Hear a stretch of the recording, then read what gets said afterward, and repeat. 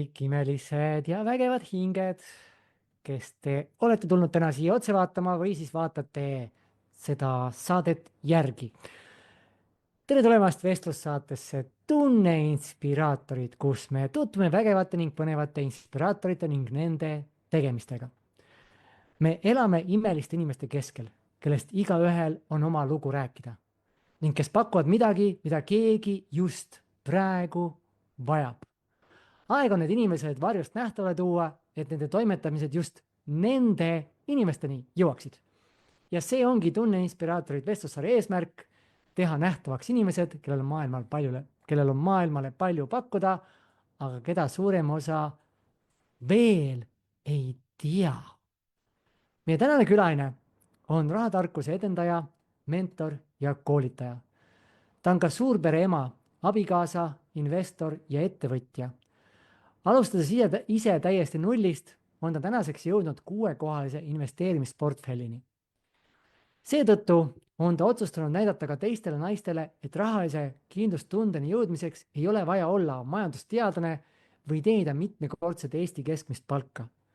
Ka nii-öelda tavalisel naisel on võimalik end rahaliselt kindlustada. Mis valikud on meie tänase külalise 6-kohalise investeerimisportfellini viinud ja mis väljakutsed on ta oma teekonnal läbima pidanud, nendele ja paljudele teistele küsimustele täna vastuseid otsimegi. Tere tulemast saatesse rahatarkuse mentor ja koolitaja Annika Aab.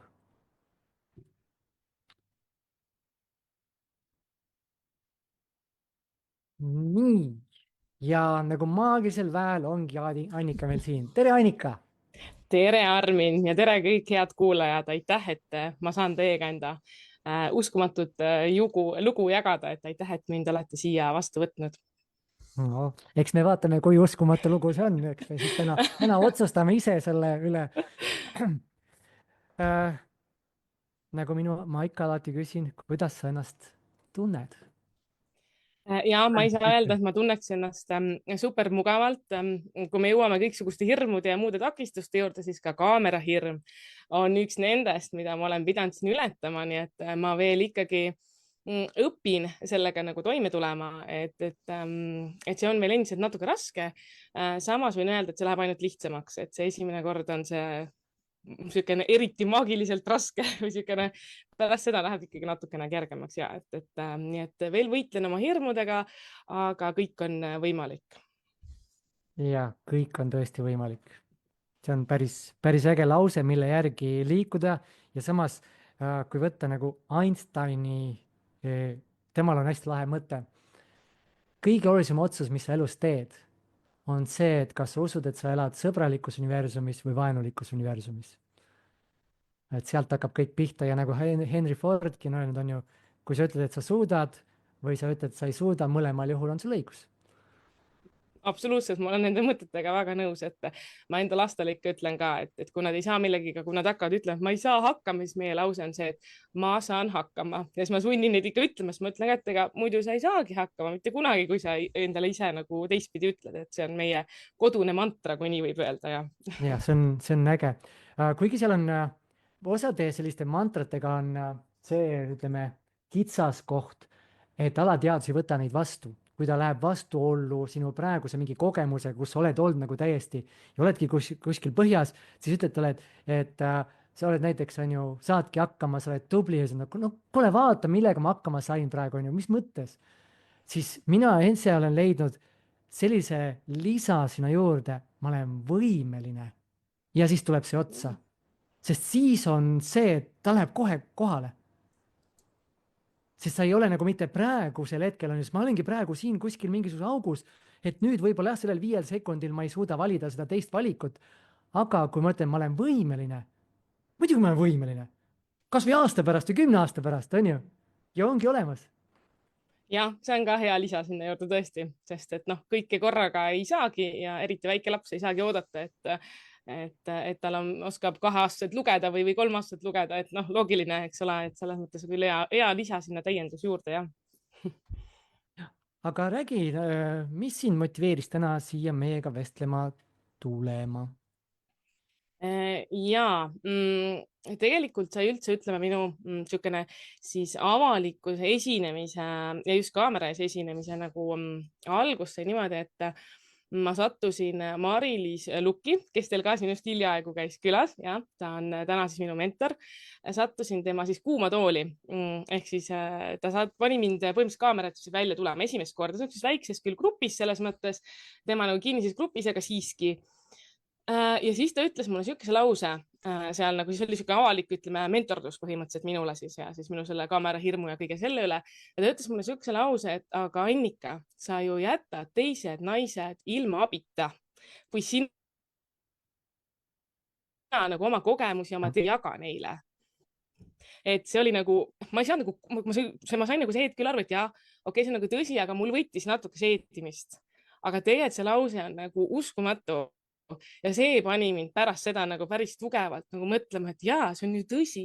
Ma jätan enda loost inimesed ilma, enda sellest inspiratsioonist, mida mina saan teistele, siis jah, tavalistele naistele nagu anda.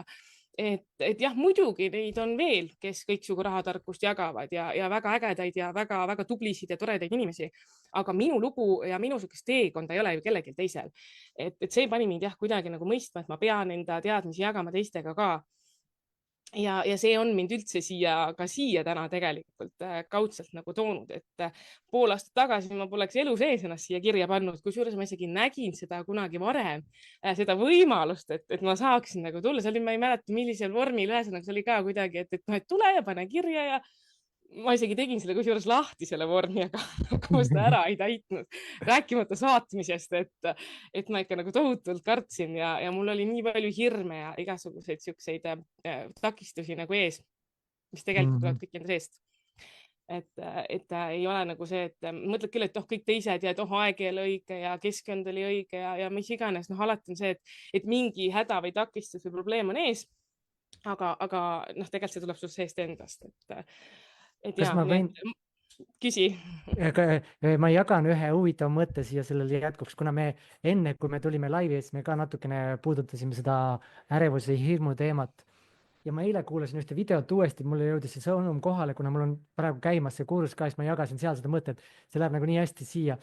Et kui me, aga muidu ma täiega resoneerun selle mõttega, et kui ma ei tule välja oma kingitusega, nagu selles suhtes, kui mina lahendan mingi probleemi ja ma teistele ei jaga, ma olen kade. Ma olen kade, ma ei anna ju teistele. See ongi seesama, et aga kui ma olen võimeline teisi aitama, ütlen, ei, ma ei aita sind, ma näen, kuidas sa kannatad, aga ma kardan oma hirme siin. Ma ei julge sind aidata, äkki sa ütled mulle midagi halvasti, mis siis, et mul on täpselt see asi, mida sa tahad, on ju. Et see on see teema. Aga see hirm, mis seal kuklas on, äkki ma ütlen midagi valesti, äkki ma teen midagi ja siis ma räägin endale. Ja nüüd on see, et vaata lisaks sellele, et ma ei aita neid, ei anna neile võimalust saada paremaks, ma tegelikult ei anna neile võimalust anda mulle hinnanguid, sest ma annan ise kõik hinnangud ennem ära. Et see on nagu nii hea, et mul ei olegi võimalik nende hinnanguid saada, neid, mida ma kardan, mida ma arvan, et ma saan, sest ma loobin ise endale kõik hinnangud ära. Ma olen ikka see ja ma olen too ja ma olen teine ja võib-olla neid hinnanguid ei tulegi ja teistel ei annagi võimalust selleks. Kuidas see mõte tundub?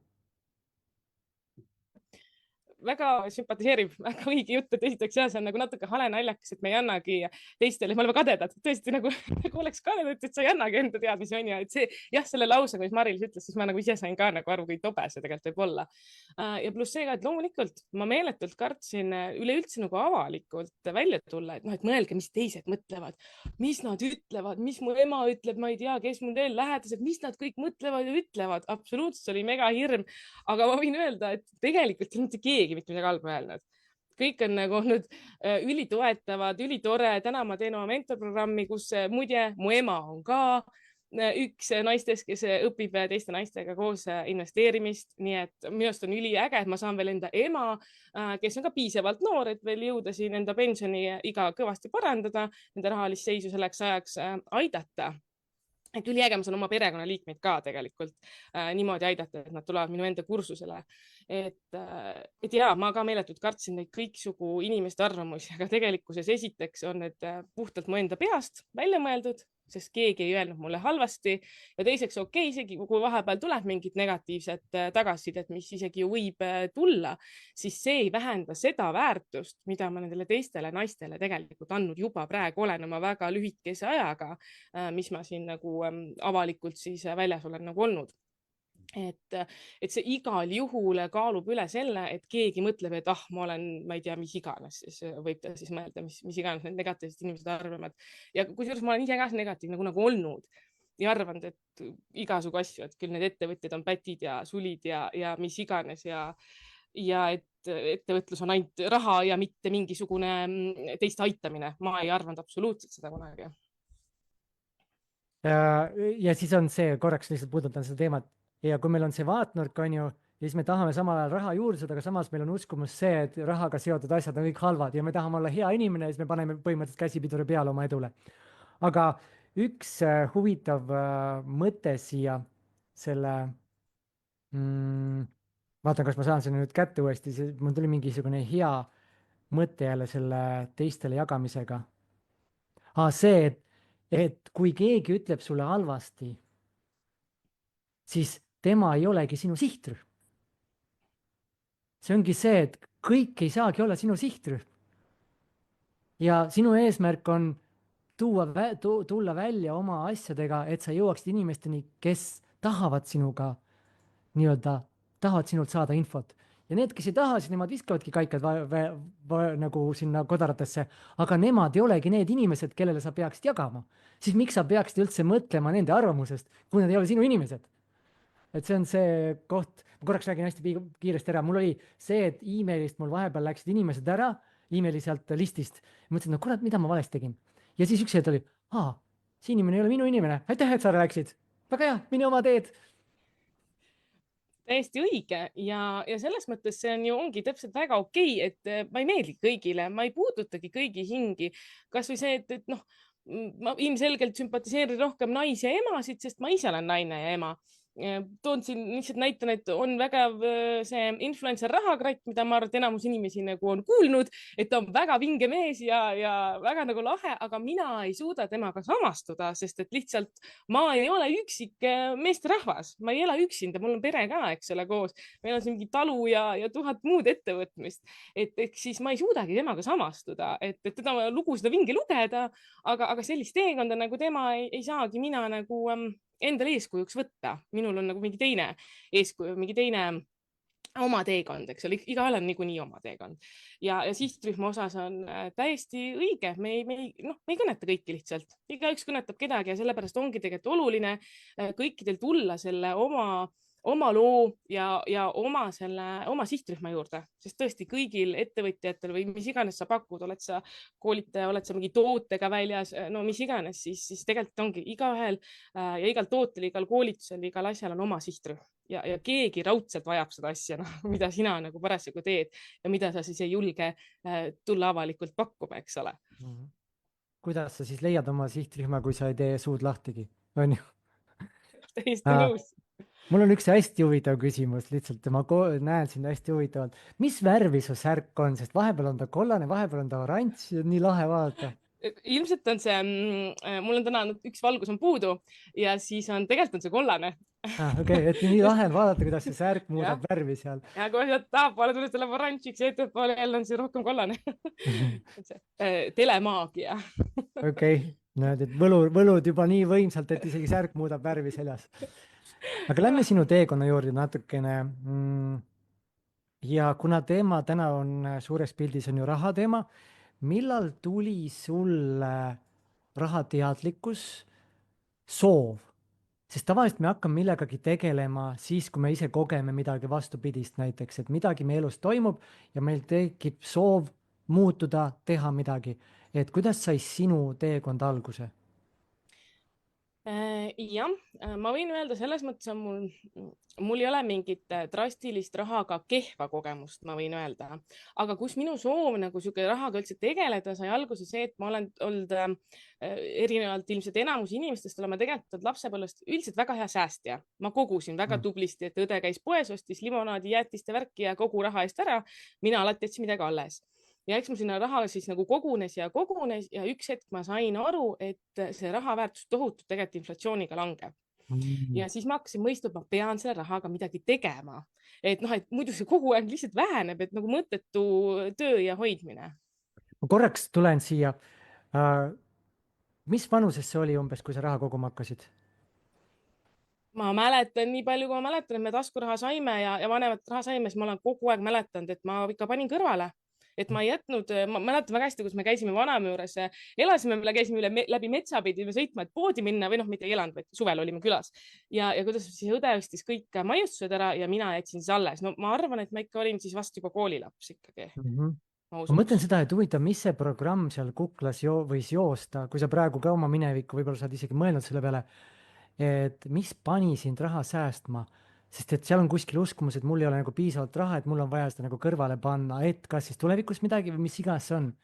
Kas sa Ja ma arvan, et see ikkagi tuleneb sellest, et me olime suur pere selles mõttes, me ei olnud otseselt nagu, meil tegelikult ei olnud raha puudu. Ma olin, ma arvan, niisugune suhteliselt võib-olla niisugune alumine keskklass või midagi sellist, kui nüüd hinnangut anda, eks ole. Aga samas oli see, et emal oli alati vähe raha, seda ma nagu mäletan, et emal kunagi nagu raha ei olnud, isa käest siis sai, kui vaja oli. Ja vot sellesse võis ka nagu tulla, et ma tahtsin, et minul on ka minu raha, et kindlasti on seda mustrit seal nagu sees, et ma olen ise analüüsida mõelnud, et see raudselt tuleb sellest, et ema küll, ta käis tööl ka, aga noh, eks ta kulutaski meie peale, toidu peale, noh, ja ta teenis ka ilmselt vähem kui isa, noh, see on tüüpiline, eks ole, ikkagi Eestis veel siiamaani kahjuks seda enam, et varases Eesti aja alguses oli see väga tüüpiline, et naised teenisid ju meestest vähem ja siis oligi see, et tema lihtsalt pani oma raha kõik alati nagu ära, isal alati oli, seda ma tean, et meil seda varianti näiteks ei olnud, et me peame ootama palgapäeva nii, et siis umbes saab kooli jaoks mingit, ma ei tea, mingi ekskursiooniraha anda, seda nagu probleemi meil ei olnud, alati oli olemas, aga seda ma küll tean, et ema raha ei olnud ja isal oli. ja sealt tulebki see, et kui on ema naisterahvas, on ju, sina oled naisterahvas, et tulevikus vältida seda olukorda, kus mina naisterahvana ei peaks sõltuma enda kõrval olevast inimesest, siis ma hakkan nagu raha panema kõrvale. See on see, et me ei tee nagu seda siin, vaid see käib seal kuklas.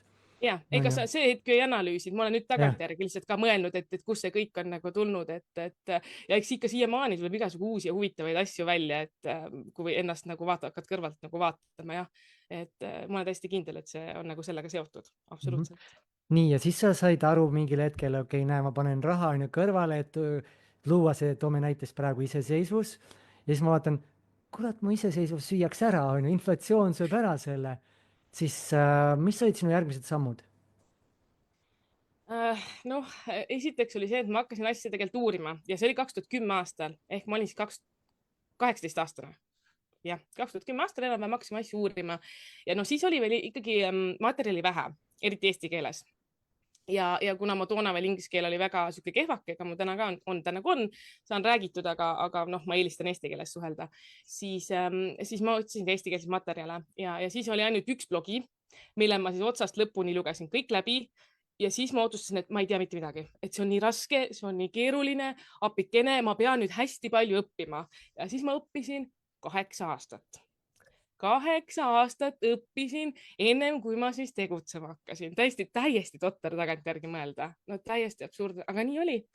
Sest et mul oli selle rahaga ka see ja siiamaani mingil määral on õnneks nagu aina vähem, et see ikkagi nagu see on ju raskelt tulnud. See raha on ju tulnud suure raske tööga, ma olen nii palju vaeva näinud, eks ole, selle kogunud ja pannud kõrvale ja kuidas ma nüüd selle kaotan, sest investeerimine on ju nii riskantne, sa kaotad seal nii palju raha kindlasti, see on väga riskantne ja siis kõik need hirmud vaata tulevad ja siis mul oli ikka väga-väga raske sellest endast nagu neid ületada.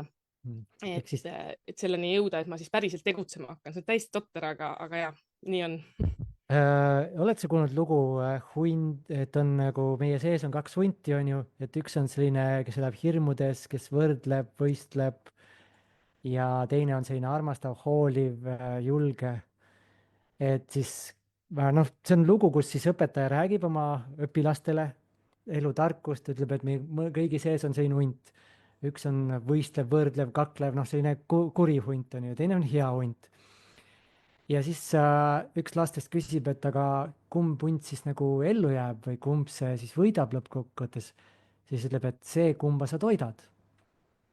Et see ongi see, mis mõtteid sa nagu mõtled ja lased seal siis joosta oma peas. siis ma mõtlen selle hetkel, kui sul on see investeerimisteadmine juba olemas, aga see nii-öelda kuri hunt versus see hea hunt on see, kes vaatab selle investeeringu positiivset poolt, palju ma võidan. See paha hunt vaatab seda, palju ma kaotan, et ühel jääb ilma, teine vaatab nagu palju ma võidan, et seal oli hästi tugevalt siis see kaalukauss sinna, et mida ma kaotan. ja see on see, kuidas meie inimeste psüühika on üles ehitatud. Me keskendume alati sellele, millest ma ilma jään, mitte sellele, mida ma võidan. Mind on enda investeeringute juures aidanud just kogu aeg see, et jah, ma võin sellest rahast ilma jääda, aga kui palju ma võin sellest luua ja see on alati kaalub rohkem ja mina olen valmis nagu riske võtma. näiteks kas või panen 1000 euri, millest ma jään ilma? Ma ei saa võib-olla reisile minna, jään millestki asjast ilma, mis ei muuda mu elu, aga kui sellest 1000 saab näiteks 10 000 või 100 000, palju see mu elu muudaks? Ja väga, Kuidas väga sina õige läksid? lähenemine. Ja kuidas sina siis läksid sellest hirmust läbi lõpuks? 8 aastat omandasid teadmisi, need teadmised tegelikult ei ületa seda hirmu, on ju, et sul on vaja selle hirmuga silmitsi seista. Räägi sellest natuke. Ja huvitav on see, et tegelikult selle, jah, lõpuks selle kaalukeeleks nagu sai see, et mul sündis esimene laps. Ja ma olin otsustanud juba varem, et kui lapsed tulevad, siis ma pean neile alustama seda, ühesõnaga ka neile investeerimist, eks ole. Ja sest isegi mina, kui ma olin siis 2018 aastaks sain, siis isa oli meile teinud selle väikese, selle toote, mis iganes pangad siis toona seda pakkusid, vist pakuvad tegelikult täna ka neid kõiki kindlustustooteid, ühesõnaga, et sa said selle väikse raha, kui said täisealiseks. Siis ma mõtlesin, et mina tahan ka oma lastele, et noh, et nad ellu astuvad ja see raha, noh, et siis nad peavad nagu mingi raha saama.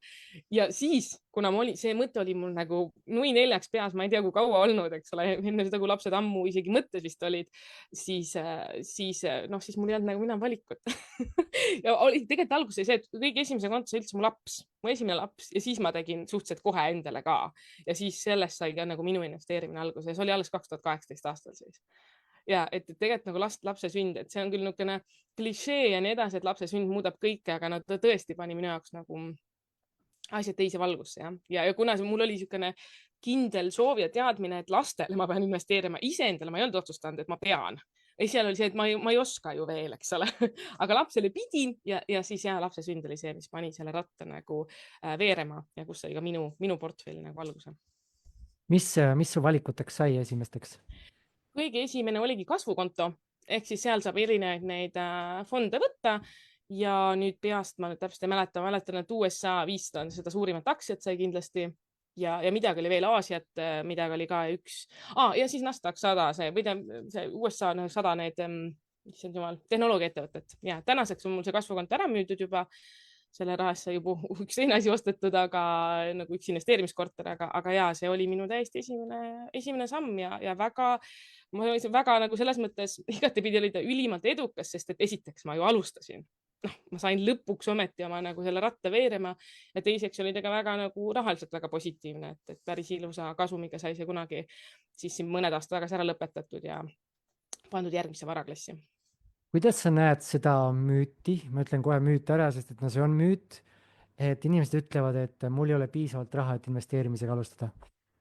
Ja see on klassika. Mul on olemas siis pärast nagu nii räägime ka üks kogukond siis pisikene Facebookis, siuke grupp, kus mul on siis naised ja me arutame ka neid teemasid ja meil oli siin eelmine kuu oli siis üks minikursus 5-päevane ja seal tuli ka ikkagi väga tugevalt välja, mida ma isegi ise arvasin, et see on nagu natuke nagu purustatud müüt, et et kuidas sa siis nagu väikeste summadega alustad nagu investeerimist, et kas on ikka mõistlik ja nii edasi, et siis ongi tegelikult see, et see on ju täna kõige lihtsam väikeste summadega alustada, ehk siis 1 euro leiad sa ikka. Et ma saan aru, et sul ei peagi olema selleks kohe alguses 100 või 1000 eurosid. See ongi kõik isegi halb, kui sul on järsku, kui keegi annaks mulle täna 1 000 000, ütleks Annika, investeeri ühte ainsasse õigesse kohta, siis mul oleks ka nagu paanika, vaata. Sest ma ei ole ka kunagi 1 000 000 korraga pannud, vaata. Selles mõttes olekski palju raskem mingi suure summaga alustada. Milli hea on 1 euro, sest kui selle 1 euro kaotad, ongi, nagu sa ütlesid selle, et sul jääb võib-olla 1000 euroga reisile minemata, aga euro eest, mis sul jääb makaronipakku ostmata, et ei juhtu nagu mitte midagi, kui sa sellest rahast nagu ilma jääd. Et jaa, inimesed arvavad, et neil ei ole raha ja et kas ikka nagu tasub mingisuguse väikse summaga alustada, aga see on parim lahendus üldse ja selle 1 euro leiad ikka, alati leiad. Kas või jätad selle 1 šokolaadi, 1 noh, ei saa isegi veinipudeli, sest veinipudel on juba kallim ja mis iganes nagu ostmata selle ühe väikese asja või siis kuskil tee peal jätad selle tanklakohvi ostmata, et noh, mitte et sa nagu kogu aeg seda tegema pead, ma ei taha öelda seda, et su elu peab olema ainult koonerdamine ja ühtegi asja endale lubada ei tohi, me käime ka reisil ja teeme kõiki asju ja käisin sõbrannadega kohvikutes siin eelmine nädal mitu korda veel, et noh, täiesti okei, kõike võib lubada. aga ja, mingi väikse summa leiab alati ühesõnaga, et panna investeeringusse ka. minu arust üks hästi hea raamat just rahatarkuse koha pealt, just rahaga ümberkäimise koha pealt on T. Harv Ekeri Miljonäri mõtteviis saladused. jaa, see on täiesti mega hea. et sest see konkreetselt ütleb, kuidas rahaga just, et kuidas leida see kesktee seal vahel, et sa ei läheks nii koonerdajaks, sa ei läheks ka liiga siis kulutajaks, et leida see kesktee nii, et su portfell kasvab, sa naudid elu ja kõik on nagu tasakaalus, et minu arust ta ülihästi toob selle välja seal. ja ma olen ka hästi nõus, et inimesed nagu tihti arvavadki, et see säästmine ja investeerimine võrdub nagu ainult seda elustiili, et sa ei tohiks nagu üldse nautida elu. Vastupidi, minu arust mina võtan seda nii, et sellega, et ma säästan, investeerin, tekitan ma selle, et mu elustiil on vähemalt eluaeg siis stabiilne. Et ma saan ka tulevikus nautida ja teha kõiki asju, et ma ei taha täna elada siin kuskil kohutavalt all ja siis tulevikus elada kuskil siin. No ei taha, ikka tahaks nagu enam-vähem niukest, onju. Aga kui me praegu täna elame siin kõrgel ja naudime kogu raha eest, siis tulevikus me oleme kuskil siin all ja seda ju ka ei taha. Ehk siis mina ütlen seda nii, et ma lihtsalt tekitan endale stabiilselt hea elu kogu aeg. Ehk siis ka vanaduses saaks nautida elu, et kogu aeg nautida, aga ka täna nautida. Et ei lähe kogu raha ainult säästmisse, investeerimisse, vaid täpselt see tasakaal tuleb endal nagu leida, et seda pead sa ise nagu tundma, mis see õige on. Aga samas, kui me täna enda tuleviku eest ei hoolitse, siis ega siis nagu keegi teine seda ju ka tulevikus ei tee. Seda enam, et mida noorem sa oled, seda väiksem su riiklik pension on. Ja ka praegused muudatused tekitavad ju selle, et noh, me ei tea nüüd, mis nüüd siin saab, eks ole, kui siin ka ära näiteks indekseerimine võetakse, siis ka tänased pensionärid, kes ei saanud mingit rahatarkust mitte kuskilt, eks ole, siis jäävad väiksema pensioni peale ja peavad sellega hakkama saama nii, nagu ta on. Ehk sellega tuleb mõelda iseenda nagu tuleviku peale, enda tuleviku kindlustamisele. Ja selles suhtes ma toon ühe vaatenurga korraks siia. Kõigepealt seda, et T. Harv Ekeri raamatus on nii lahedalt see, tal on, eriti kes on koonerdajad, siis tal on see laialilöömiskonto, et sa paned iga kuu natukene kõrvale ja kuu lõpuks sa pead seal laiali lööma, vahet ei ole, mille peale sa pead endale midagi lubama selle eest, et see on minu arust nagu nii hea idee. Aga see pensioni teema ja investeerimise teema, et ma kardan investeerida mingit skämm siin, skämm seal. Minu vaatenurk ei pea üldse olema nõus sellega, kõik, kes siin kuulavad ja sina ka. Pension on meie elu praegu üks suurimaid skämme põhimõtteliselt.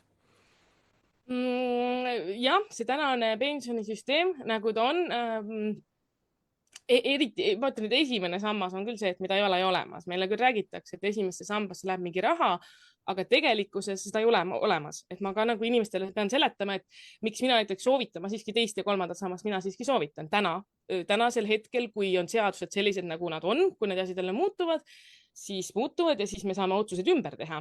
Ja tavaliselt on selleks ikkagi aega, aga esimest sammast ei ole olemas. Et inimesed ei tea seda, et mõtlevad küll, et see nende 2% või riigi poolt antav 4% läheb esimest sambasse, sükst asja ei ole olemas. See on fiktiivne. Ja see ei ole kuidagi päritav, et selles mõttes on jah, see on põhimõtteliselt me ei tea, mis sellest saab, kas sellest midagi saab, et teine, kolmas sammas vähemalt tänase seisuga on siiski põhimõtteliselt sinu raha. Täna sa saad sealt ju selle rahaga välja võtta ja see riigi 4% läheb ka teisesse sambasse, ehk siis täna on ta tegelikult ikkagi sul kontol ja sa näed seda ja see on reaalne. Vähemalt selliste seadustega, nagu ta praegu on tehtud. Aga esimest sammast kui sellist ei ole üldse olemas. Nii et ehk siis põhimõtteliselt võib-olla sul ongi pensioniks ainult see teine ja kolmas sammas, mis sa kontol näed ja kõik, kui sul seda ka ei ole, siis sul ongi pension ümmargune null, sest meil pole ju järel tulevad seda põlvkonda, kes meil pensioni maksaks, eks ole. Ja samas, kui sa oled täna noor, ütleme 20 ja pension, ma ei tea, mis see pensioniiga üldse praegu on, 45 aastat, selle aja jooksul muutuvad seadused ja muutub maailm nii palju. Kas või see näiteks, mis nüüd tulemas on, digieuro on ju, digiraha, programmeeritav raha põhimõtteliselt, et kui palju see meie maailma üldse muudab, kus võetakse kõik, ma ei hakka sinna sisse täna minema, las see jääb. Aga lähme sinu loo juurde. See investeerimisega, seal on ikkagist ju ka on ju omad riskid ja isegi, mis on nagu ka kõige safe-im, kui me vaatame, mis juhtus 2008, on ju, kui oli sellest on nii hea film, on Mis ta pealkiri oli? ma tean küll, mis sa mõtled, ma tean seda filmi, ma olen näinud seda. Big Short, Big Short, Täpselt. kus lihtsalt puhuti üles see kinnisvaraturg, tegelikult müüdi õhku ja siis lõpuks kukkus see kõik kolinal kokku. Et mis on olnud sinu suurimad väljakutsed ja õppetunnid või on üldse olnud midagi sellist? Eks mul on selles mõttes rahakaotusi olnud küll, loomulikult on, ma olen pannud küll siia päris mitmesse Balti börsiettevõttesse, mida enam börsil ei ole, mida enam üldse ei ole nii et noh, eks ma olen neid rahasid nagu kaotanud küll. Aga minu suurim õppetund on tegelikult see, et peab lihtsalt alustama. Tegelikult minu suurim õppetund ja suurim kahetsus on see, et ma ootasin 8 aastat. See on nagu, noh, see on nii suur, nii valus, see on kõige valusam viga ehk siis 2018, 2025 on 7 aastat, on ju. Ja kus sa oleks nüüd ja arvestades seda, et investeeringu tegelikult ei ole lihtsalt see, et summa, vaid ta kulmineerub, liitintress, siis kus kohas sa täna oleksid, on ju? Absoluutselt, ma vahest ei taha mõelda sellele et endal nii valus ei oleks Küsimus siin vaatajatele, et sina kindlasti tead seda küsimust, on ju. Kui sul on valida, sul antakse 1 sent täna ja see kahekordistub 30 päeva. Või sa saad täna 1 miljoni, aga sa saad selle kätte 30 päeva pärast. Kumma valiku sa teed? Sa tead matemaatikat, kuhu see jõuab, jah? Jah. Vaatame, mis vastajad sul ütlevad selle peale. Ma olen kuulnud seda, mina tean. Eks siis sa võid mõelda kaasa, on ju? Mis sa valid? Nii palju, kui ma ise sellest rääkinud olen, inimesed juba hakkavad selle peale, et kui sa niimoodi küsid, siis järelikult peab olema seal mingi konks, sest muidu sa seda ei küsiks, on ju. Ja kui sa kalkuleerid, siis sa leiad selle, et sellest 1 sendist saab 30 päeva pärast üle 5 miljoni, mis on täiesti ulme. Sa vaatad, et ma olen 20 päeva olnud, mul on mingisugune, ma ei tea, 1000 äkki või mingi 100, mingi suht selline 20 päeva, kuidas ma 10 päevaga veel sinna jõuan, et nagu, ja siis vaatad, kuidas viimastel päevadel läheb, on ju, 100 000, 200, 400, 800, issand, appi, nii palju. Et see on see, mis investeeringu maailmas alahinnatakse, on see liitintress, mis on jõhker võimendaja. Ja täiesti nõus, et see ajafaktorid seal juures, eliitintressi inimesed nagu me tegelikult, mina küll koolis siukest asja ei õppinud kunagi. Noh, nüüd juba võetakse, nüüd on selles mõttes palju parem, et ma olen ise käinud ka koolis rahatarkust ikkagi nagu andmas ja rääkinud, et aga ja, et seda liitintressi nagu ei tunne, sest me kuuleme ka, okei, liitintress tundubki, et mis see 1 sent ja juurde, aga vaata, me vaatame see graafik nagu esimest osa, nagu sa ütlesid, vaata, aga me ei vaata seda lõppu, mis läheb siis juba ekraanist välja, eks ole. et ja see aeg, mis seal töötab, on täiesti ulme, et neid on tehtud jah, kuidas lapsel algus kogudki ja põhimõtteliselt, kui ta seda raha lihtsalt ära ei raiska, siis see kogub lihtsalt ise põhimõtteliselt elu lõpus on ta kõvasti mitmeid miljoneid, eks ole, on tal sellest rahast, et ja isegi täiskasvanud ei jõua nagu oma palga peal põhimõtteliselt seda järgi teha, kui sa hakkad suuremaid summasid panema lihtsalt hiljem. Et ja see on tõeline ime. No niisugune siin tänapäeva maailma ime, et liitintress. Kuna me räägime siin ka väga palju enesearengust selles podcastis, kuidas sa näed, võiks liitintress üle kanduda enesearengusse? Oled sellele mõelnud? Ei ole. Päris otsest niisugust üks-ühele. Üldse isegi mitte enesearengu, vaid lihtsalt oma elutegevustele. Sest seal on samamoodi, ütleme harjumustest, kui me räägime mingitest harjumustest, et liitintress harjumustega seoses.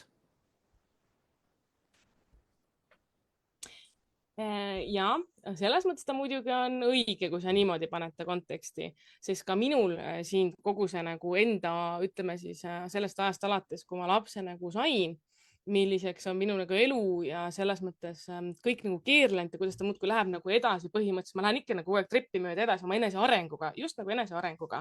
Et ma olen õppinud hästi palju erinevaid enda hirme ületama, mitte ainult siis investeerimise osas, vaid ongi seesama ju siin kaamerate tulek ja kõik muu, et eneseareng peab niikuinii kogu aeg nagu toimuma ja eneseareng tuleb ka selles mõttes, kui sa neid harjumusi muudad, see läheb nii harjumuste muutmine on üldse minu arust enesearengu kontekstis hästi oluline, aga see on ka investeerimise kontekstis oluline, et kui sa muudad harjumusi, siis sa leiad selle raha, et seda nagu kui sa muudad ühesõnaga mingit harjumust, siis sa suudad selles mõttes mingi paha harjumus jätada ära, suudad ka raha leida, eks ole, aga sama on selle enesearenguga ka. Et kui sa muudad mingeid harjumusi, siis eks ole, saad seda enesearengut ka edasi viia. Et mingil määral on jah, nagu päris hea seos, ma ei ole kunagi niimoodi nagu kahte asja kokku viinud. jah, ma jagan kohe, et see toob nagu kohe mustvalgeks selle. Sa sööd ühe burgeri päevas, üks päev, teine päev, pole ju midagi, mis see burger on. Vaata 2 aasta pärast, vaata 3 aasta pärast. Ja see on samamoodi, see skaala läheb ja siis hakkab minema ja läheb sinna alla. Sama võta positiivne harjumus. Loe 10 lehekülge raamatut päevas. See võib-olla ei tähenda mingit muutust esimese paari kuu jooksul. Aga kui sa 5 aastat teed, vaata, mis on sinuga juhtunud. Et harjumustega on täpselt samamoodi, me hindame harjumuste, nagu alavääristame harjumuste jõudu. Üks väike harjumus igapäevaselt muudab totaalselt sinu elu. Eks seal tuleb sama liitintress nagu mängu. Ja, täiesti nõus, et see 1 euro panna iga päev kasvama versus jah, see ongi 10, nagu sa ütlesid, 10 lehekülge raamatut, kusjuures ma olen ise ka teinud seda, mul oli vist 5 lehekülget iga päev peab lugema, et täiesti nagu ongi, need lõpuks nagu muudavad nii palju jah, sest nad hakkavad kõik üksteise otsa kulmineerima, need raamatulehed ju kulmineeruvad, need teadmised hakkavad üksteise otsa niimoodi kleepuma, nii nagu see raha hakkab põhimõtteliselt üksteise otsa nagu rullima, et väga, väga hästi toodud võrdlus jah, kusjuures väga hea, ma võtan selle kasutusse. Okei, väga hea, sest et kuidas sa viid inimestele nagu kohale selle, kuna mina tegelen alateaduse ümberprogrammeerimisega, harjumuste loomisega ja kõige sellega, siis ongi, et kuidas sa viid kohale selle teadmise, et mitte see suur samm ei ole oluline, vaid see pisike väike harjumus on oluline, mida sa järjepidevalt teed. Et sa ei saa teha trenni nagu 1 korra aastas teed trenni ja siis on kõik tehtud, lähen teen terve aasta trenni korraga ära. Või see, et sa käid järjepidevalt natukene kasvõi, aga sa teed väikese sammu iga päev ja aja jooksul see kulmineerub sul täiesti, et see, ma näen, et liitintress on hästi hea viis, kuidas tuua ja seal ma toon just investeerimise nagu, ma teen selle vastupidise näite, et toongi selle 1 sendi näite ja viin selle nagu harjumuste konteksti. Ja meil seal mentorprogrammis on ka suhteliselt sama teema praegu, nii et ma kavatsesingi kasutada sinu näidet nüüd nendele ka. No näed. Aga üldiselt ma toon väga lihtsaid ja elulisi näiteid, mis me oleme nagu teinud selles mõttes. Ma võin praegu näiteks ühe näite tuua, mis meil oli just selle eelarve koha pealt ja harjumustega just seotud, oli see, et mul oli kunagi üks mentor klient, kes siis tahtis ka samamoodi raha leida endale investeerimise jaoks. Ja siis me lappasime seda eelarvet läbi ja mis me leidsime oli see, et ta ostis endale iga siis nädal 2-3 korda värskeid lõike lilli koju, mis on selles mõttes täiesti okei, väga tore ju, lilled on hästi ilusad ja teevad see töö rõõmsaks ja üldse ei ole nagu paha harjumus ja tema ei näinudki selles mingit nagu probleemi, sest et ta ema oli kogu aeg nii teinud ja tema tegi ja see oli hästi normaalne üks eluosa. Aga siis me muutsime selle harjumuse nii, et me lihtsalt ütlesime, et aga osta 1 potilill. Siis ta ütles, et ta ei oska neid lilli pidada ja särki-värki, et umbes, et surevad ära ja mõtlesin, et aga no proovime, et tee nagu katse, et mis see nagu kaotada on. Ja siis lõputulemus oli see, et ta hakkaski kohe potililli ostma ja kokkuvõttes ta leidis, siis me ütlesime ka kohe, et aga siis paned kohe selle raha sinna oma investeerimiskontole ka. Ja väike asi, pisikene nagu harjumuse muutmine ja kokkuvõttes ma ei võtnud talt seda ilu ju ära, ma ei öelnud, et ära tee. Vaid ma ütlesin, et vahetame selle natuke ümber ja nii ta leidis omale kohe väikese summa, jälle mida panna kõrvale ja panna investeerimisse. Ehk siis ma üritan selliseid elulisi ja lihtsaid näiteid tuua selleks, et inimesed saaksid aru, et see kokkuvõttes ega see mingid eurod, mis sealt võitis, ei tee teda nüüd miljonäriks kohe, aga see ei olegi ju kohe eesmärk. Eesmärk on hakata üldse endale mingit rahalist heaolu ja tagalat tekitama, et sul tekiks rahaline turvatunne, millest hakkab üldse kõik minu arust otsused nagu peale. Et sul on võimalik teha üldse keerulisi ja tähtsaid otsuseid elus, kui sul see rahaline turvatunne on üldse paigas, see alus on paigas. Et kui sul on nagu 0 eurot hinge taga, siis sa ei saa teha, kuidas sa saad lapsi nagu planeeritult, ma arvan, et sa ei planeeri lapsi, kui sa tead, et sul on nagu 0 eurot või võlad veel hullem. Või kas sa saad töökohta vahetada täna kohe, kui sul on 0 eurot. Või kui on mingi vägivaldses suhtes naised, et samamoodi, et kui sul ei ole mingit rahalist tagavara, siis sa ei saa teha elu muutvaid otsuseid. Saad, ütleme nii, et saad, aga väga paljud ei tee seda, et väga paljude jaoks on see nagu takistus. Et see on minu see arvamus. ma toon ühe huvitava küsimuse siia ja vaatamata, meil Mhm. oli neljapäeval, eelmine neljapäev Sigrid Sägaga just ärevusest läbimineku õppimisneljapäev, siis samamoodi tuli turvatunne ja see, kui ma su tutvustust lugesin, siis oli ka kohe, okei. No nii. Kas raha loob turvatunde? Mitte 100%. Ma ei väida seda, et raha võrdub turvatunne. Ei. Aga rahaga sa saad teatud turvatunde, mille najalt ikkagi mingeid otsuseid teha. Seesama näiteks, kui sul on raha, siis sul on palju lihtsam minna näiteks vägivaldsest suhtest ära, mis ei ole turvatunde, eks ole, allikas ilmselgelt. Aga kui sul on nagu ühesõnaga raha olemas seal tagalas, niinimetatud tagataskus, kasvõi investeerimiskorteri näol, kuhu sa näiteks oma lastega saadki siis põgeneda versus sul ei ole seda, siis minu arust kokkuvõttes me jõuame selleni, et see raha võib tagada sulle turvatunde, kui sa saad minna oma investeerimiskorterisse ära vägivaldsest suhtest ja saadagi selle turvalisuse tänu sellele versus see, et kui sul on null raha, siis sa pead ikkagi jääma sinna, noh, mitte sa pead, muidugi on teisi lahendusi ka, loomulikult on olemas, aga see on lihtsalt lihtsam seda turvatunnet saavutada, kui sul on raha ka olemas. Just, et see lihtsustab nagu valikuid, aga samas, kui me läheme sügavale, et kui palju on neid inimesi, kellel on miljonid, kümned miljonid, sajad miljonid kontol ja nad ei tunne turvaliselt ennast, sest et sa ütlesid konkreetselt ära, turvatunne, tunne on järelikult minu sees. Ja kui minu sees on mingi tunne, siis seda ei saa ükski väline asi tegelikult ära likvideerida või nagu eraldada või luua, sest hakkab seestpoolt väljapoole pihta, et sellest ongi, et turvatunde puudumine, raha aitab teha mingeid valikuid, aga lõppkokkuvõttes sa ei saa seda turvatunnet nagu kätte, mida sa otsid. See on minu nägemus ja noh, siin teatud õpetajad jagavad ka seda. Ma vaatan praegu meie kella, me peame hakkama otsi kokku võtma, et räägi nüüd natukene, mis sind täna särama paneb, me saime aru, kus sa jõudsid nagu siia, kus sa täna oled, on ju, täna on sul juba päris hea seis, võib öelda. Oleks võinud muidugi 2010 juba alustada, et oleks veel parem seis olnud. Aga sa tegid ikkagi selle otsuse ja tegid valiku ja mis sa täna teed, kuidas sa inimestele jagad siis oma tarkuseid ja õpetusi edasi, et inimesed julgeksid teha neid samme, sest need esimesed sammud on kõige raskemad tegelikult. Ja mul ongi tehtud eraldi siis Facebooki grupp, mis on põhiliselt, kus ma siis tegutsen, see on koos tegutsedes rahatargaks.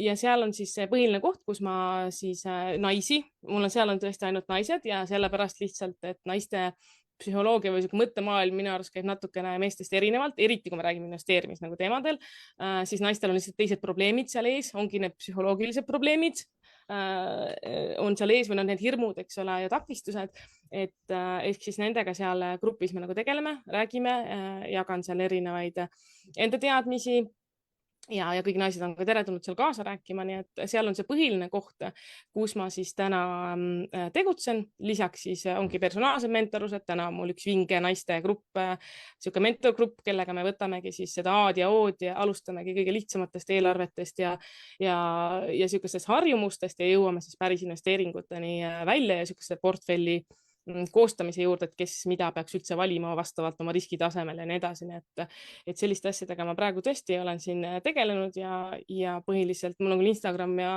ja Facebooki leht on ka, aga jah, ütleme, et niisugune kõige aktiivsem koht on ikkagi see Facebooki grupp koos tegutsedes rahatargaks. Nii et kõik naised on teretulnud, kes on huvitatud niisuguste rahateemadel kaasa rääkima, jah. Selline huvitav küsimus, et noh, kindlasti inimestel tekib see küsimus on ju, et kui palju peal mul raha olema, et tulla ja hakata investeerima? See peab olema 10 senti. Okei, parem on 1 euro, siis saad isegi Balti aktsia esimese kätte Balti börsilt, et sul ei pea peaaegu mitte midagi olema. Täna võib sul olla 0 eurot investeeritud ja kui sul ei ole tänast 1 eurot ka, siis tule ja me leiame selle 1 euro. Siis tuleb hakata harjumustest pihta ja vaadata, et kus see 1 euro on võimalik näpistada selleks, et siis alustada ei pea olema. Mina ostsin ka esimese, ma ei tea, kas ma panin 10 eurot üldse sisse või? Olidki, minu esimene investeering oli Tallinna Vee aktsia, 10 tükki ja siis ta oli alla 10 euro vist. Nii et ühesõnaga 10 eurot. Ei olnud 10 eurot, siis oli ikka 1 tähendab ja 1 Tallinna aktsia, siis 10 eurot umbes oli 1 tükk. Ehk siis ma korraks võtan kokku see, mis sa täna jaganud oled just selle sihtrühma koha pealt, et inimene, kes soovib investeerida, isegi kui tal ei ole raha, ta näeb, et tal ei ole võimalik raha ka kõrvale panna, siis sa aitad tal läbi harjumuste muutmise hakata seda raha looma ja siis juhendad ka, kuidas investeerida nii, et see portfell hakkaks kasvama. On nii? ja nii on, et jah, selles mõttes täpselt nii ta on, et paljud ju leiavad, et alguses ei ole seda raha kuskilt nagu leida, aga kui me reaalselt juba sinna sisse vaatame nagu sügavuti oma rahadele päriselt otsa, siis on see tegelikult võimalik läbi harjumuste muutmise täiesti leida, et sellest me alustame tõesti. Ma tean, seda ei ole võimalik nagu öelda, aga lihtsalt parimal stsenaariumi järgi tulevikku vaadates, kui kiiresti sa võiks aidata inimesel saada miljonäriks, kui inimene tuleb ja tal on 1000 euri? Lihtsalt jumal lampi küsimus tuli praegu. Et ütleme ideaalne maailm, et kõik, kes kuulavad praegu, siis ärge võtke seda kui tõde, ütlen kohe ära, see on disclaimer, on ju, et see ei ole lubadus, vaid lihtsalt kui oleks ideaalne maailm, et kõik läheb nii, nagu on plaanitud, on ju, rahade liikumised ei tule kuskilt ära kukkumisi ja nii edasi, et see on selle järgi, et ärge võtke seda praegu kui lubadust ja tõde. Lihtsalt ma tahan seda siia tuua, et ei tule kohe, et jooksevad Annika, kuule, sa lubasid 1000-st teha miljoni nii kiiresti. Et siis pinged maha lihtsalt, mis on sinu prognoos? See sõltub nii 1000 asjast. Kuidas sa ise looksid? Nagu kui sa ise alustaksid 1000-ga praegu? Okei, aga mis on mu sissetulek, mis on mu palk, kas ma olen palgatöötaja, kas ma olen ettevõtja, sealt tuleb nagu nii palju jagasid juurde. Aga ütleme, et see on põhimõtteliselt, kui me nüüd kõik... Toon siis sulle sellise asja, et kui mul on iga kuu võimalik panna näiteks 500 euri kõrvale. Siis tuleks arvutada, siis tuleks kalkulaatori kohe kõrvale võtma. Siis on 100 000. Siis ma ütlen, et kui sa paned 500 eurot iga kuus, siis mingi natuke üle 500 euro, väga keskmise tootlusega on 100 000 10 aastat. Aga see on siuke väga keskmine selles mõttes, et aga 100 000 portfell võib sulle juba olenevalt, mis intressiga sa seal või mis passiivse tulu poole peale, kui palju sa seal kaldu oled, siis ta võib sulle isegi ju ligi seal siukene 5–10% tuua tootlust, ehk see peaaegu võib tähendada sulle peaaegu 1000 eurot iga kuu passiivset tulu, 100 000, kui ta annab sulle seal mingi 12% nagu igakuist rahavoogu. See oleks ju päris tore niisama saada passiivselt tulu 1000 eurot iga kuu ja see on 10 aastaga tehtav. Miljonini, ma ei tea, ma ei oska öelda, sest minul ei ole miljonit. Ma kõigest 6-kohaline veel. Vaata, kui ma ise saavutan kunagi miljonit, siis räägime. No kui me lähme sealt kumulatiivselt edasi, on ju selle liitintressina, siis sealt läheb juba päris kiiresti tegelikult ülesse ka. No eks ta nii on, et see esimene 100 000 öeldakse, et ongi kõige raskem ja no mingil määral on see nagu õige, et see algusots ongi kõige raskem, et kui ta juba jõuab mingisse punkti, siis ta hakkab tõesti ise kasvama, see liitintress hakkab nii mõnusalt nagu mängima seal juba, et sa ei tee nagu midagi, aga raha ise juba tekib, et portfell tekitab sulle ise nii palju uut raha juurde, et see kasv tuleb nagu palju kiirem. Mis on sinu visioon oma tegemistega täna, et see, mis sa teed, kuhu sa soovid jõuda, mitte nagu isegi ma ei võta, et endale see rahaline eesmärk, vaid just, et kuhu sa oma visiooniga, missiooniga näed, et sa jõuad või kuhu sa soovid jõuda? Kui ma alustasin, siis ma tegin kunagi seda 7 miks küsimust, et kui ma alustasin sellega, et miks ma siis tahan nagu seda rahatarkust naistele jagada. Ja mu esimene vastus oli see, et ma tahan teisi naisi, eks ole, aidata nende teekonnal. Aga kui ma jõudsin siis selle 7. miksini lõpuks, siis ma tegelikult jõudsin selleni, et ma tahan, et mu lapsed elaksid lihtsalt ühiskonnas, mis on rahaliselt teadlikum ja kui sul on rahalised võimalused suuremad, sa saad elada õnnelikumat elu, kas või sellega, et sa valid, mis tööd sa teed, et sa ei pea tegema võib-olla seda tööd, mida sa täna vihkad, eks ole.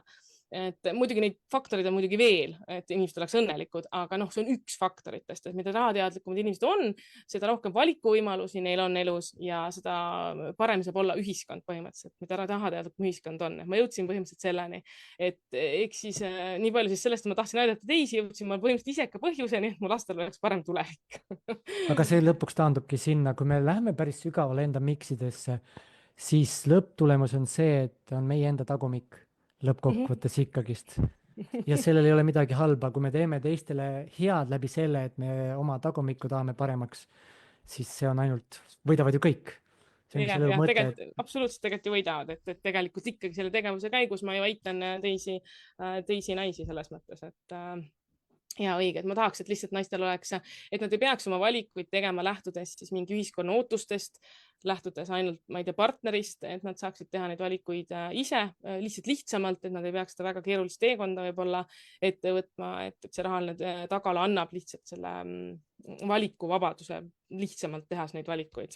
Turvaliselt võib-olla mitte, aga et sul on lihtsalt seda kergem teha. Kui palju sa näed seostes see sinu miksiga siis seoses, et kui oleks maailmas piisavalt raha igalühel, kas vägivalla arv muutub maailmas? Ei tea, ma vist ei usu sellesse väga. Sest et enamus vägivalla taga on just see, et ma tahan seda, mida mul ei ole. Kas on? Päris palju on seda, sest miks tuleb, kas või võtame suhteprobleemid. Kui palju on suhtes probleeme raha pärast? Miks tekivad vägivaldsed teemad raha loob nii palju pingeid meie elus? No see on tõsi, aga mulle nagu tundub, et muidugi ma ei ole suhete ekspert, mul ei ole endal nagu kogemusi vägivaldsete suhetega, ma selles mõttes ma ei tea, aga mulle tundub, et kui see persoon, kui see isik on nii või naa vägivaldne, siis kas ta nagu ei oleks ka siis vägivald, nagu raha oleks. Siis ei meeldiks talle naise käitumine, siis ei meeldiks, ma ei tea, midagi muud, mulle jätab sellise mulje. Aga tule korra minuga kaasa hästi põgusalt. Kui ma ei pea üle töötama, kui ma ei ole stressis, sest et mehed ju vastutavad perede eest ja nad rügavad nagu ropult ja see tekitab nii palju sisemisi pingeid ja see on vaja kuskil välja elada. Ja esimene koht, kus see ette jääb, naine. Mõtle, kui mees on töö juures õnnelik, ta ei pea tegema seda, mis talle ei meeldi.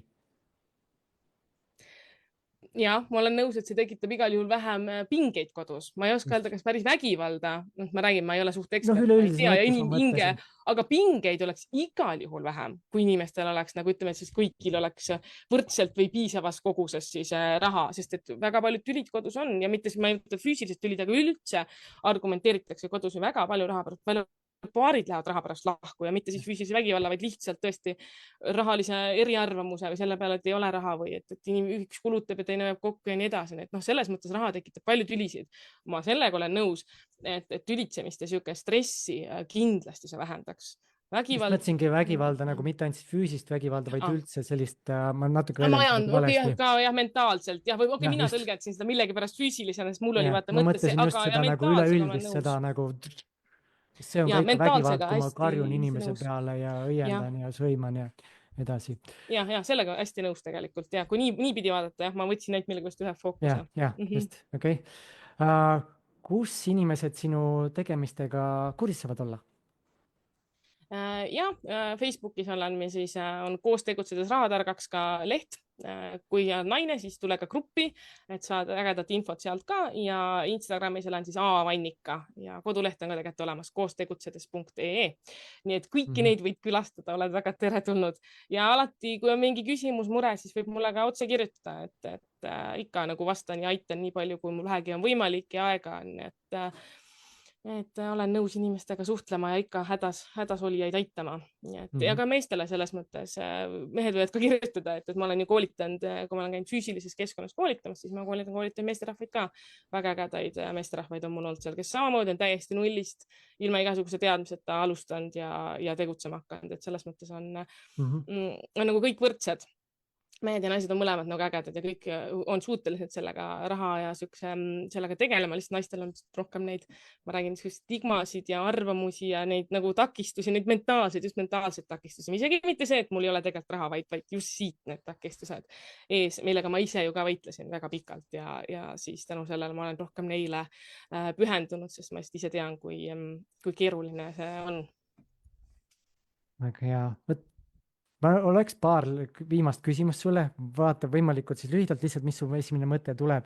Et ma tooks välja nõuandeid inimestele, aga võtaks ajaliselt erinevad perioodid. Et iga kohta oleks sul üks nõuanne. Kui inimene tahaks investeerimisega alustada, aga tal ei ole hetkel piisavalt raha, ütleb, et tal ei ole piisavalt raha, mis oleks tema valikud? Üks nõuanne või? Jah. Tee 3 kuud eelarvet ja siis vaata, kuhu see raha päriselt läheb. Väga äge. Nii, inimene, kellel on juba igakuiselt selline väike summa, me toome näiteks kas või 10, 50 euri, 100 euri kuskil sinnamaani. Mis oleks tema järgmised sammud? alusta indeksfondi investeerimisega, mina soovitaks, sest see on kõige klassikalisem, kõige vähem riske ja kui sa oled palgatöötaja, siis mina soovitaks endiselt tänase süsteemi järgi teist-kolmandat sammast, kui ei ole, siis peab natuke teiste vaatama, kui sa oled ettevõtja, siis ma soovitaks juba ettevõtte sees, kui see on okei, 50 võib-olla natuke vähe, aga niisugune, otseselt 50 kuni 100 või? 50 kuni 100 jah, teeme sinna No veel siis, väikse selle juurde. no siis veel võib-olla pane veel teise sambasse ja siis, aga ära kolmandasse pane ettevõtjana. nii, ja nüüd ma toon veel ühe väga huvitava küsimuse. Ma No olen nii. juba investor, ma olen investeerinud ja minu portfell on juba pikalt niimoodi langusse minemas, et mingid asjad lähevad hapuks. Mida ma teeksin? Mida ma võiksin teha? Kas nagu leppida selle kaotusega, kuidas ma sellest kaotusest nagu sellest hirmust lahti saan, on ju, et kuidas ma võtan selle kaotuse vastu ja nii edasi. Et kõigepealt vaataksid, noh, ideaalis võiks sul olla nagu strateegia, mille järgi sa investeerid. Ja et miks see nagu miinus on, kõigepealt ma analüüsiks, miks see miinus on, kas see on sellepärast, et lihtsalt tänasel hetkel USA turud kukuvadki, see on täiesti okei selles mõttes. Kui nüüd majandus tõesti pauguga katki ei lähe, mida muidu iga kriis öeldakse, et läheb, siis ei juhtu midagi ja kõik taastub jälle, eks ole. Või on see sellepärast, et sa oled teinud halbu investeeringuid, et sealt tuleks natukene vaadata ja halbu investeeringuid on raske müüa. Tean omast käest, aga need tegelikult tuleb maha müüa ja panna uude kohta, et see on raske, see kusjuures on mentaalselt kõige raskem. Nagu me alguses mäletad, me rääkisime, et see nagu pahale kuidagi keskendud vaata rohkem ja seda on nii raske välja või nagu võtta seda vaata halba ehk siis seda miinust, seda portfelli miinust realiseerida on jube keeruline. Et plussi nagu võtta, ehk siis seda ahnuse poolt või seda nagu palju lihtsam, et sa võtad selle välja, mul on raha käes, aga kui sul on nagu miinus, ennem kui sa seda nagu ära ei müü, siis see tundub, et noh, veel ei ole ju miinust. Jah, just. See psühholoogia teema on seal ka ja, et ühesõnaga analüüsida, miks on miinuses, et kas pigem on hea aeg, kuna terve majandus kukub, siis on okei, osta juurde aktsiaid ja, või mis sul seal on, eks ole, portfellis parasjagu, või kui sa oled teinud valed valikud, siis jah, maha müüa ja vaadata uuesti oma see üle strateegia, et mida sa tahad ja kuhu sa tahad ja mis su risk või taluvus on ja nii edasi. Väga äge. Siin minu üks mõte nendel hetkedel, kui sa jääd nagu minevikku kinni, vaata, et ma olen nii palju aega sisse pannud, ma olen nii palju teinud, toimetanud, siis see küsimus ikkagi, kui ma ei mäletaks täna mitte midagi, mida ma täna teen? Kui nagu... mul ei oleks teadmisi nagu või? Ei, mitte teadmisi, vaid see, et ma ei mäleta, palju ma olen kuskile pannud raha sisse, palju ma olen pühendunud, vaid mul on teadmised, mis mul on, aga mul ei ole kogemusi, nagu mineviku kogemusi. Et ongi näiteks, kui mul on mingi asi hapuks minemas, ma ei lase sellest põhja minevast laevast lahti, seepärast, et ma olen nii palju ressurssi sisse pannud ja ma hoian sellest kinni. Aga just see, et kui ma olen täna nende teadmisi, mis mul täna on, aga ma ei teaks, kui palju ma millelegi olen pühendanud aega pannud, mul ei ole nagu mineviku kogemused mitte midagi. Ma ärkan täna nagu nullist. Mul on selline raha siin kontol, mul on need teadmised, mul on, eks mul on nagu mälu ära pühitud, aga mul on kõik teadmised. Ja siis ma hakkan nagu valima. No kohati see oleks nagu positiivne, sest et sul oleks mingeid miinuseid ja ütleme raskeid otsuseid võib-olla lihtsam vastu võtta. Aga kohati mulle tunduks, et kui see nagu teadmised on, aga vaat sul praktilisi kogemusi, siis see on ka nagu minu arust probleem, sest ma ju õppisin 8 aastat sedasama teooriat, aga reaalsuses seni, kuni ma praktikasse ei pannud, kui ma 8 aastat, siis pärast hiljem alustasin, siis ma pidin kõik uuesti hakkama õppima. See on täiesti absurdne, aga ma hakkasin kõiki raamatuid ja asju uuesti lugema, sest sa unustad ära, kui sa praktikasse ei pane. Kui sul muidugi see nagu praktikabaas ka taga on, siis on okei, siis on hea, kui sa need ära unustad selle, kui palju sa oled aega pannud mingisse võib-olla ette analüüsi näiteks ja nii edasi, sest see on väga aeganõudev ja siis üks hetk vaatad, et pekki, kõik on nii halvasti ja siis ma tean, see on nagu oma lapsuke, sa ei taha seda müüa. Ma mõtlesin pigem, et sul on need kogemused, teadmised, lihtsalt sul on see isiksus on olemas, aga sa ei mäleta midagi. Et see on see. Aga sinuga oli üliäge vestelda, natuke teine teema, mitte natuke, vaid päris palju teine teema, et me raha teemal polegi siin minu eest varem nii sügavalt rääkinud, et lahe on ka raha teema siia sisse tuua. Ja soovin sulle kerguse lendamist 7-kohalise portfelli siis saavutamist lõpuks. Ja siis, et ka sinu nii-öelda jüngrid jõuaksid ka sinna 6- ja 7-kohaliste portfellideni. aitäh, ma väga soovin ka, et mu naistel läheks kõigil hästi ja et nad ei teeks siis sama viga nagu mina ja et alustaksid oma selle 1 euro ja mis iganes nullteadmisega, see on täiesti okei, et nii peabki alustama, mitte nii, et sa õpid 8 aastat, enam ei mäleta ja hakkad ikka nagu nullist pihta, nii et ja kõigile kuulajatele ka aitäh ja siis lisaks kõikidele ägedatele teemadele, mis te siin varem olete võtnud, mul on täiesti nagu natuke teisele poole kalduse teema. Siis, et mul läks kuidagi mõte ära. Ma ei mäletagi. Ühesõnaga, lastes olla igal juhul kõigile aitäh ja olge siis tublid ja alustage ka investeerimist. Kui te täna veel ei ole alustanud, siis 1 euroga on see täiesti võimalik. Armin saab ka kinnitada, et on. Jah, on võimalik. Minu poolt ka siis kõik ja kohtume taas järgmine esmaspäev.